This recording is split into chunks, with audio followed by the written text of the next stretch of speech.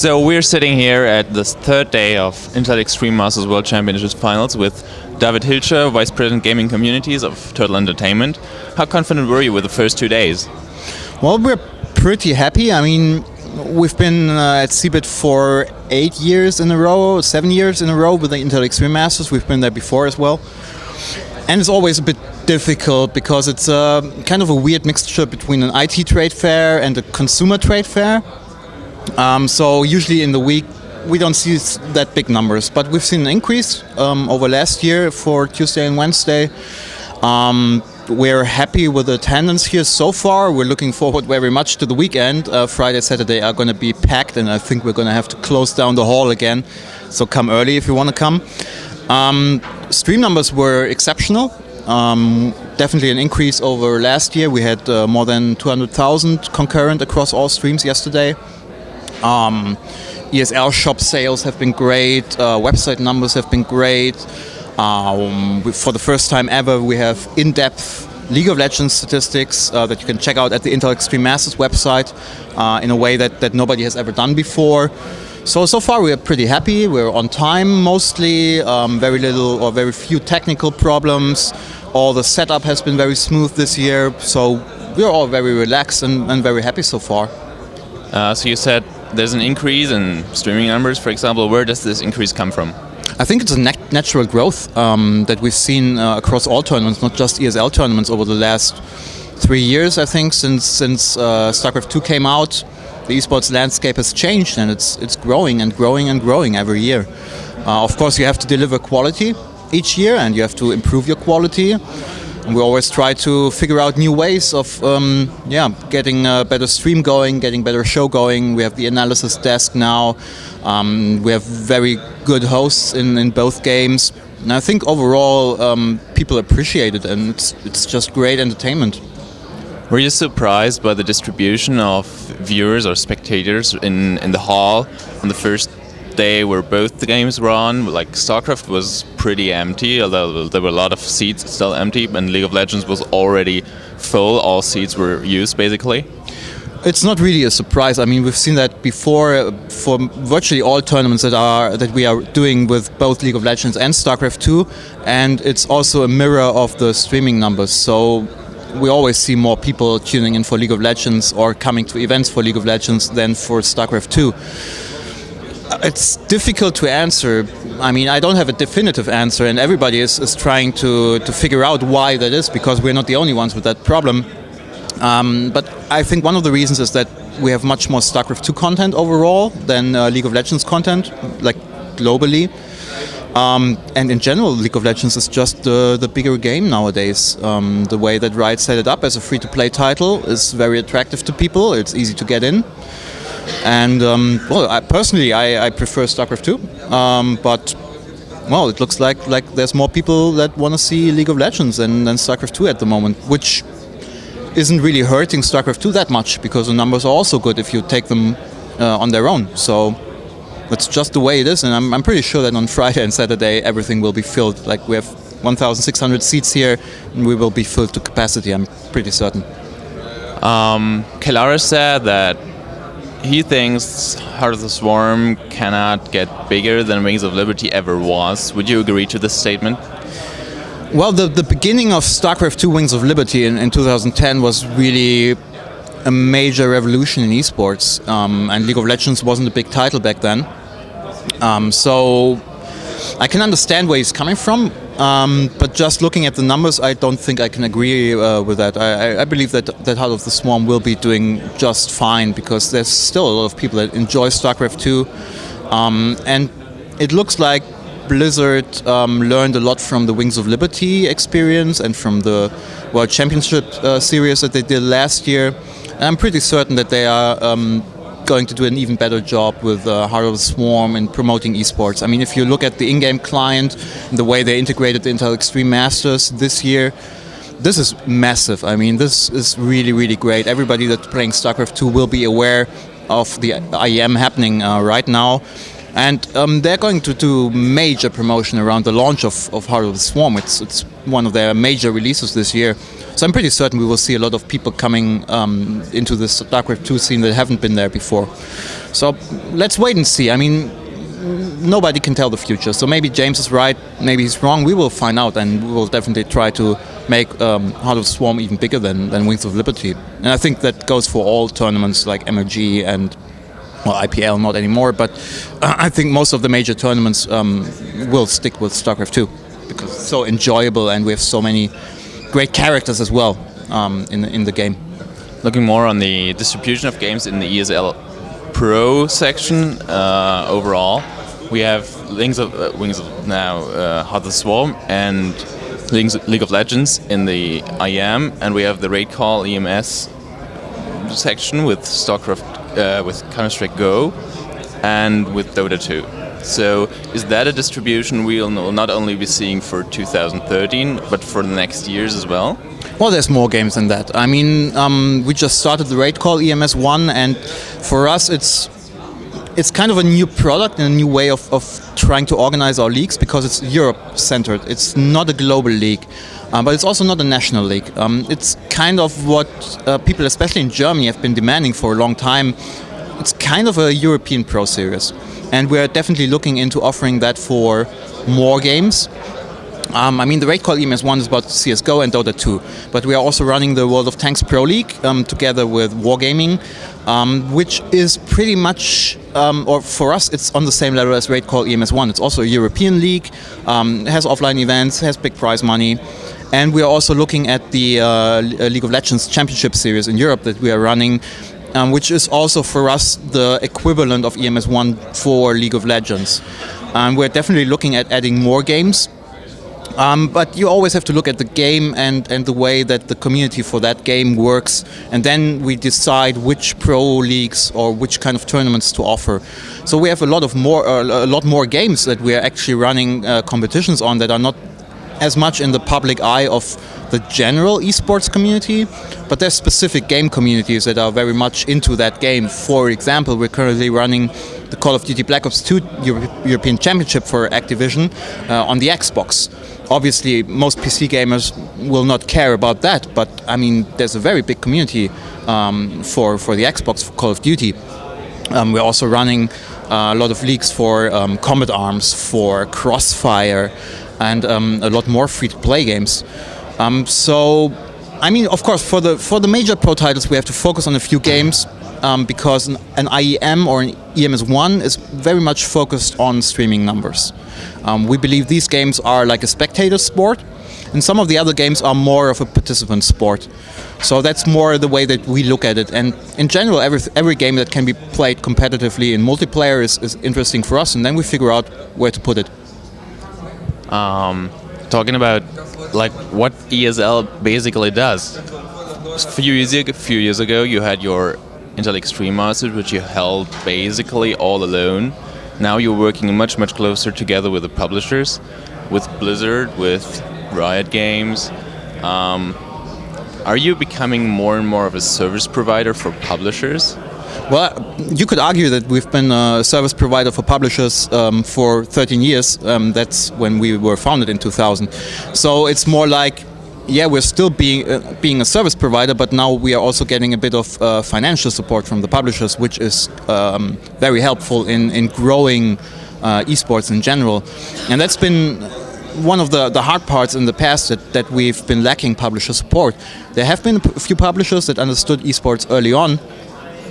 But I think, well, we've had EA support for a long time, which people neglect. Like for FIFA example, most of the FIFA community that we still have is based on the support that we got from EA in the early 2000s. I mean, they stopped supporting us for FIFA now, but... Is there any reason they name for that? Well, it's always tough with these big companies. That's, I think, one of the major changes that Riot brings to the game, where all the major publisher corporations have to change their mindset to keep up with the young, agile companies like Riot, or also a lot of the Asian free-to-play companies like SGI with Crossfire, or also Nexon, even if it's a big company, they are pretty agile. And most of the Western corporations that are like stock traded, brokered, whatever, it's tough for them. They can't move as quickly as the gaming industry in general is moving. So I think that's a major change. On the other hand, of course, we are also providing more services to the publishers that are not directly related to ESL. So, for example, you could argue that LCS is not actually an ESL tournament. Just providing your rooms, basically, or? Yeah, and streaming, and casters, and admins, and hardware, and. So it's kind of a gray. It's not black and white. It's like a gray area. How much? Who owns the LCS? I mean, legally, it's a Riot product.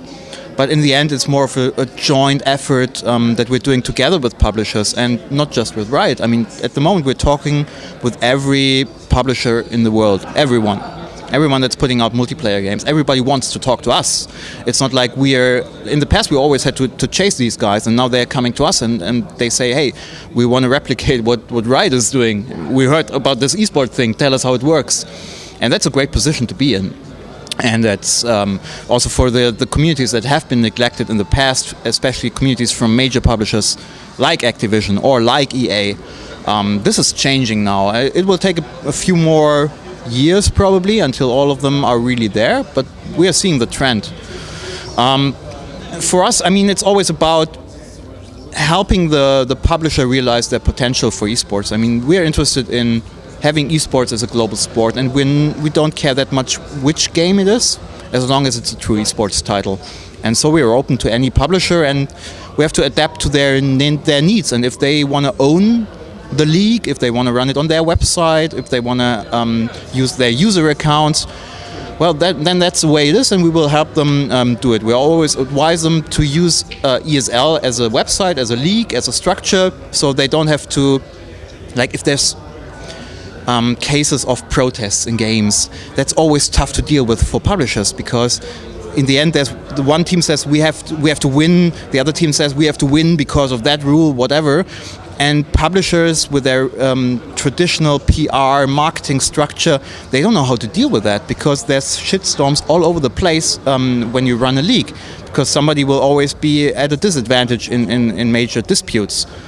And that's another reason why we always say, hey, let's go with ESL. We will take the flak for any. You will take the shitstorm. Yeah, and we get a lot of shitstorms. I mean, across all games, across all leagues, people complain because they're passionate about esports and they want it to grow. And it's a good controlling factor for us, and we can deal with it. But most of the major corporations, they are not really comfortable with that. So that's why we always advise them to go into ESL as much as possible, support us, but not seeing us as a pure service provider. But as I said, it's different from publisher to publisher, so there's no general answer to the question you asked 10 minutes ago. I'm sorry about ranting. Talking about actual ESL products and shitstorms, that's like, you have once again reduced the prize money for German EPS. Is national EPS's product with future anymore for the ESL? Like, as you said, you with RaidCall EMS in, for example, Counter-Strike Go, you implemented a European Pro series, so to say. Yep. Like, how does the EPS in Europe evolve? Well, I think for all the major countries, you need a national league, a pro league that has some form of events, some form of prize money, and especially structure.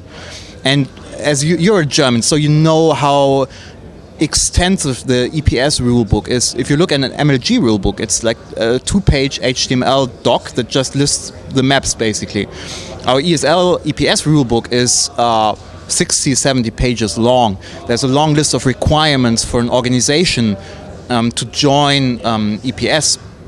The first time they join, we go easy on them, so they don't have to fulfill all the requirements. But we do this to make all the clans and players that participate in our leagues to get them to a more professional level.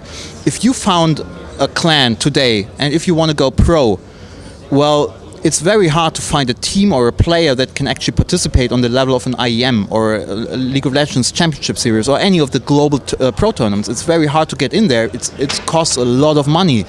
Like the top StarCraft 2 players are now earning high 8-digit, 4-digit salaries per month.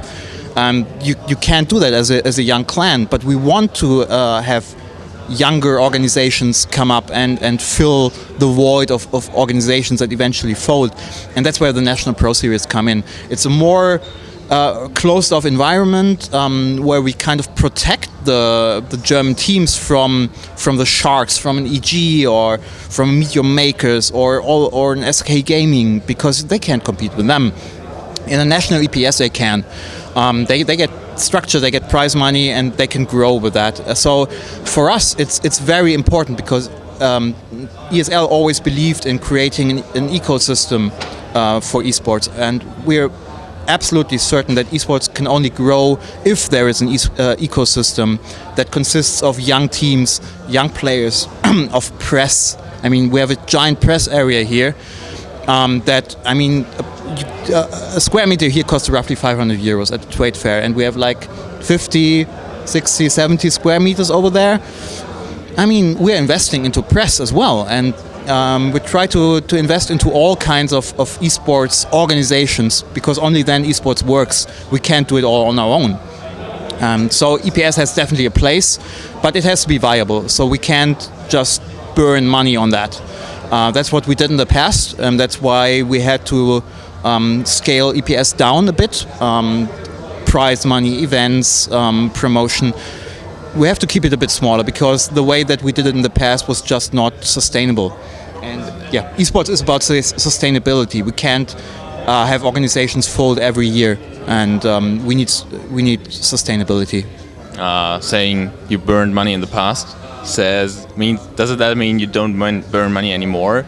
And is that also a sign why you caught up a lot with paying the prize monies actually? Yeah, exactly. I mean, Turtle is a young company, and most people that work there don't really have that formal education. Of course, we have a few guys that have an economic background, but still it was hard to transition from a startup phase into that of a mature company that actually knows how to make money and how to organize itself and make itself sustainable, and not just think about the next 6 months, but maybe about the next 10 years.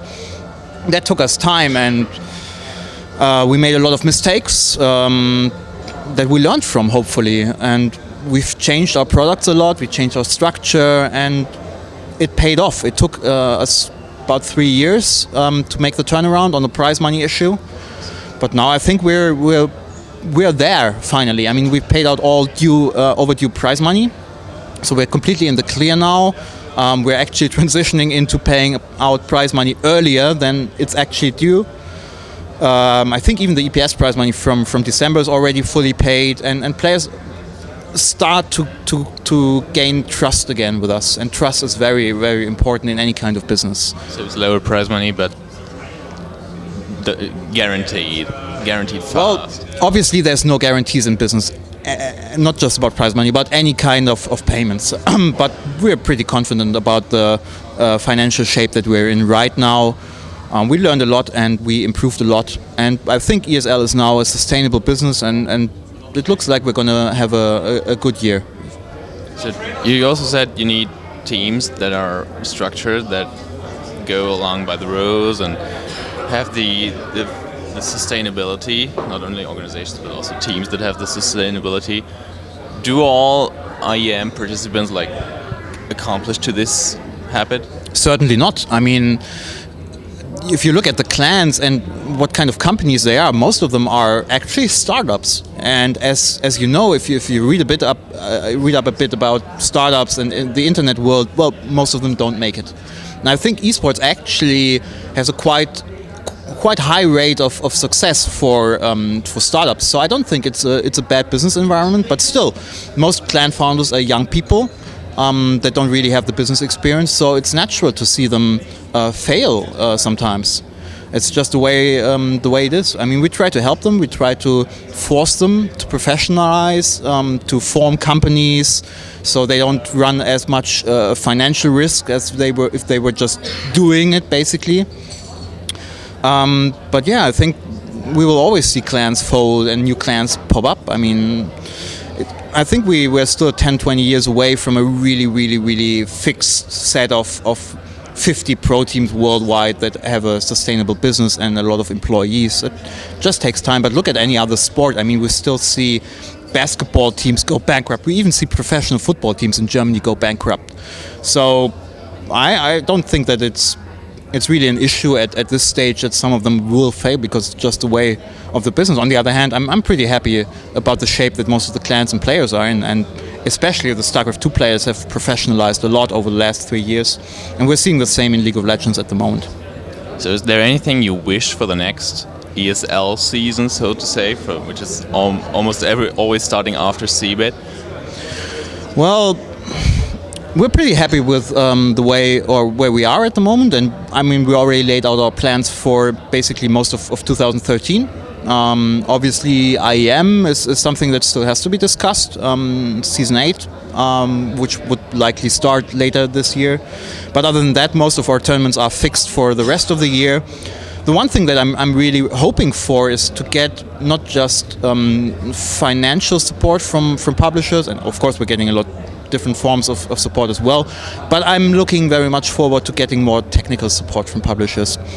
And the way that Riot helped us, they built us an API so we can create matches on not just the tournament realm, but also on the open realm, so players can join more easily into a custom lobby, and we get the statistics back out of that. And there's a lot we can do with this kind of technology, and I'm really hoping that more publishers give us the tools to build esports in a better way. Because I mean, if you look at games like basketball, the NBA is probably the league that has the most advanced statistics system, but this is all done manually, or almost completely done manually.